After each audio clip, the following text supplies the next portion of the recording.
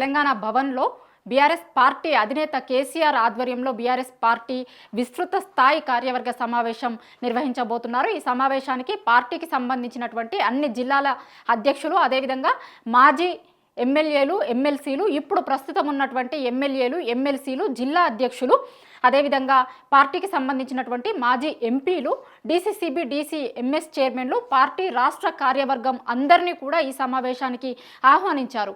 ముఖ్యంగా పార్టీ పుట్టి 2001లో బీఆర్ఎస్, అప్పుడు టీఆర్ఎస్ పార్టీగా ఉండే టీఆర్ఎస్ పార్టీ ఇప్పుడు బీఆర్ఎస్గా పేరు మారింది. టీఆర్ఎస్ పార్టీ ఆవిర్భావం నుంచి మొదలు పెడితే ఇప్పుడు సిల్వర్ జూబ్లీ పూర్తి చేసుకుంటున్నటువంటి నేపథ్యంలో పార్టీ సిల్వర్ జూబ్లీ వేడుకలను ఏ విధంగా నిర్వహించాలి, ఒకవేళ నిర్వహిస్తే కనుక ఏ డేట్లో నిర్వహించాలి, టీఆర్ఎస్ పార్టీ ఆవిర్భావ దినోత్సవం రోజు చేయాలా, లేదంటే బీఆర్ఎస్ పార్టీగా మారిన రోజున చేయాలా, లేదంటే ఇంకా ఏదైనా అకేషన్ని చూసుకొని సిల్వర్ జూబ్లీ వేడుకలను నిర్వహించాలా అనేటువంటి దానిపైన ఈ విస్తృత స్థాయి సమావేశంలో ఒక క్లారిటీ వచ్చేటువంటి అవకాశం కనిపిస్తుంది. దాంతోపాటు పార్టీ సభ్యత్వ నమోదుకి సంబంధించినటువంటి అంశం పైన కూడా చర్చిస్తారు. పార్టీ సభ్యత్వాలకి సంబంధించి ఇప్పటికే బీఆర్ఎస్ పార్టీ ప్రతిసారి కూడా సభ్యత్వాల నమోదు అనేటువంటిది చేస్తూ వస్తుంది. ఏదో ఒక డేట్ అనుకొని పార్టీ ఆవిర్భావ దినోత్సవం సందర్భంగా పార్టీ సభ్యత్వ నమోదుకి సంబంధించినటువంటి కార్యక్రమం కూడా ఉంటుంది.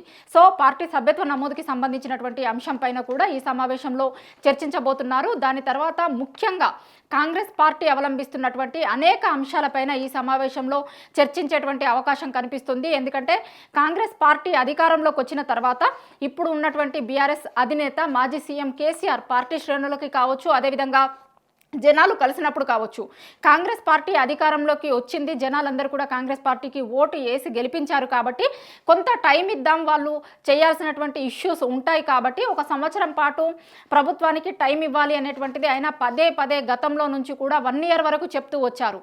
మొన్న ఎర్రవెల్లిలో ఆయనకి సంబంధించినటువంటి ఫామ్ హౌస్లో పార్టీకి సంబంధించినటువంటి నేతలందరూ కూడా కలిసినప్పుడు ఆయన ఒక విషయాన్ని చాలా స్పష్టం చేయడం జరిగింది. రాబోతున్నాము అనేటువంటి విషయాన్ని, కాంగ్రెస్ పార్టీ అవలంబిస్తున్నటువంటి విధానాలకు వ్యతిరేకంగా పోరాడాల్సినటువంటి అవసరం ఉంది, పార్టీ శ్రేణులందరూ కూడా సిద్ధం కావాలి, అదేవిధంగా పార్టీకి సంబంధించి త్వరలోనే ఒక భారీ బహిరంగ సభను కూడా అనౌన్స్ చేస్తాము అనేటువంటి విషయాన్ని కూడా గత కొన్ని రోజులుగా, 1 నెల 2 నెలల నుంచి పార్టీ శ్రేణులు ఆయన్ని కలిసినటువంటి సందర్భంలో చెప్తూ వస్తున్నారు. పార్టీ ఒక భారీ బహిరంగ సభను నిర్వహించబోతోంది, దీనికి పార్టీ శ్రేణులందరూ కూడా సిద్ధంగా ఉండాలి అనేటువంటి విషయాన్ని ఆయన చాలా రోజులుగా చెప్తూ వస్తున్నారు. సో ఈ 19వ తేదీన తెలంగాణ భవన్లో జరగబోయేటువంటి మీటింగ్లో దానికి సంబంధించినటువంటి అంశం పైన కూడా ఒక క్లారిటీ వచ్చేటువంటి అవకాశం కనిపిస్తుంది. పార్టీ బహిరంగ సభకు సంబంధించినటువంటి ఇష్యూ పైన, దాంతోపాటు కాంగ్రెస్ పార్టీ అవలంబిస్తున్నటువంటి విధానాలు ఏవైతే ఉన్నాయో, రుణమాఫీ కావచ్చు, అదేవిధంగా రైతు భరోసా కావచ్చు, 6 గ్యారంటీలు, 420 హామీలకు సంబంధించినటువంటి అంశాలపైన కూడా మెయిన్గా ఏ ఎజెండాని, ఎందుకంటే జనంకి ఇచ్చినటువంటి ఏ హామీలు కూడా నెరవేర్చలేదు కాబట్టి దానిని జనంలోకి ఏ విధంగా బలంగా తీసుకెళ్లాలి అనేటువంటి దానిపైన కూడా ఆ సమావేశంలో చర్చ జరిగేటువంటి అవకాశం కనిపిస్తుంది. ఎందుకంటే కాంగ్రెస్ పార్టీ అధికారంలోకి రావడానికి ఇచ్చినటువంటి 6 గ్యారంటీలు కావచ్చు, అదేవిధంగా చాలా డిక్లరేషన్స్కి సంబంధించి కూడా ఇప్పుడు చాలా చర్చ జరుగుతుంది. గత కొన్ని రోజులుగా బీసీ డిక్లరేషన్కి సంబంధించి కామారెడ్డిలో వాళ్ళు ఒక బీసీ డిక్లరేషన్ ఇచ్చారు, 42% బీసీలకు రిజర్వేషన్లు ఇస్తామని. సో బీసీలకు సంబంధించినటువంటి కులగణన విషయంలో కూడా ఇది తప్పుల తడకగా ఉంది, బీసీల సంఖ్యను తగ్గించి చూపించింది ప్రభుత్వం అని చాలా రకాలుగా బీసీ సంఘాల నుంచి వ్యతిరేకత వస్తున్నటువంటి నేపథ్యంలో కాంగ్రెస్ పార్టీ ఇచ్చినటువంటి బీసీ డిక్లరేషన్ పైన కూడా బీఆర్ఎస్ పార్టీ ఏ విధమైనటువంటి స్టాండ్ తీసుకోవాలి, దాన్ని ప్రభుత్వం పైన ఏ విధమైనటువంటి ఒత్తిడి పెంచాలి అనేటువంటి దానిపైన కావచ్చు, ఇంకా అనేక రకాలైనటువంటి అంశాలు కావచ్చు, రైతు భరోసాకి సంబంధించినటువంటి అంశం కావచ్చు, అదేవిధంగా స్థానిక సంస్థల ఎన్నికలకు సంబంధించి కావచ్చు, స్థానిక సంస్థలు వచ్చినప్పుడు పార్టీ ఏ విధంగా సిద్ధం కావాలి అనేటువంటి అంశాలు కావచ్చు. ముఖ్యంగా అయితే కాంగ్రెస్ పార్టీకి సంబంధించి కాంగ్రెస్ పార్టీ చెప్పినటువంటి ఇష్యూస్ని ఏవి నెరవేర్చకపోగా ప్రజలకు ఇచ్చినటువంటి హామీలను నెరవేర్చలేదు. సో ఈ ఇష్యూని మరింత బలంగా జనంలోకి ఏ విధంగా తీసుకెళ్లాలి అనేటువంటి దానిపైన ఒక ఎజెండా అనేటువంటిది ఉండేటువంటి అవకాశం మనకు కనిపిస్తుంది.